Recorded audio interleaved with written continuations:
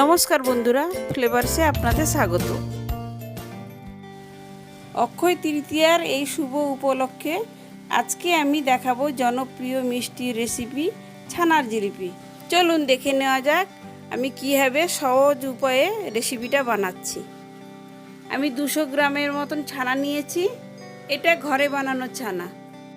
চিনি নিয়েছি 1 বাটি, ময়দা, ঘি, এলাচ গুঁড়ো, নুন, বেকিং সোডা। একটা প্লেটে পুরো ছানাটা ঢেলে দিলাম। 2 চামচ ময়দা নিলাম, 1 চিমটি নুন দিলাম, সামান্য বেকিং পাউডার, এলাচ গুঁড়ো দিচ্ছি, সামান্য ঘি দিলাম, 1/2 চামচ চিনি দিলাম। এবার সব একসঙ্গে মিশিয়ে নিলাম। এবার ভালো করে হাত দিয়ে পুরো থেসে নিতে হবে। পুরো থেসে থেসে আমি একটা ডো বানিয়ে নিলাম। পুরো মসৃণ হয়ে গেছে। এবার আমি এটা রোল করে নেব। ছোট ছোট লেচি আকারে বানিয়ে নিলাম। এবার একটা লেচি লম্বা আকারে রোল করে নেব।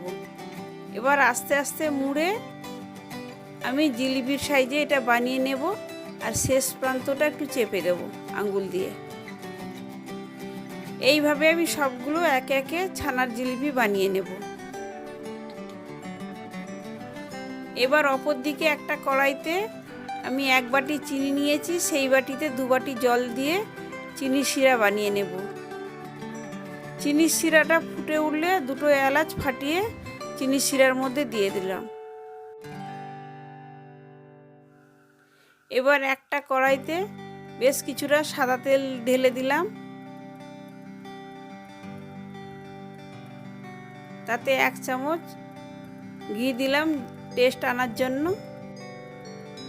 আপনারা চাইলে পুরোপুরি ঘিতেও করতে পারেন বা রিফাইন্ড তেলেও করতে পারেন। আমি এখানে দুটো মিশিয়ে দিয়েছি। এবার তেলটা লো ফ্লেমে থাকলে আমি আস্তে আস্তে ছানা জিলিপিগুলো ছেড়ে দেব।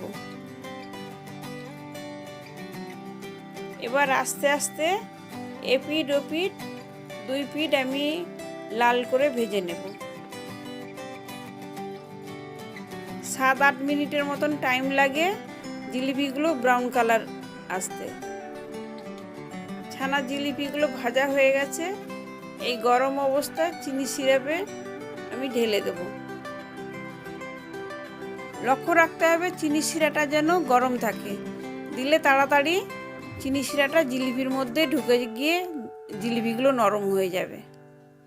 দিয়ে একটা ঢাকা লাগিয়ে রেখে দিলাম। আমি 2 ঘন্টার মতন রেখেছি।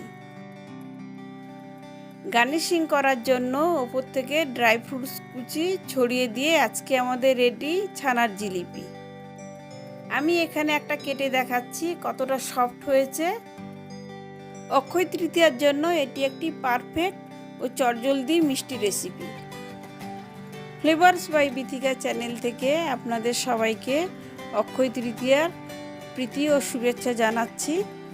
আপনারা সবাই সুস্থ থাকুন, ভালো থাকুন। ধন্যবাদ।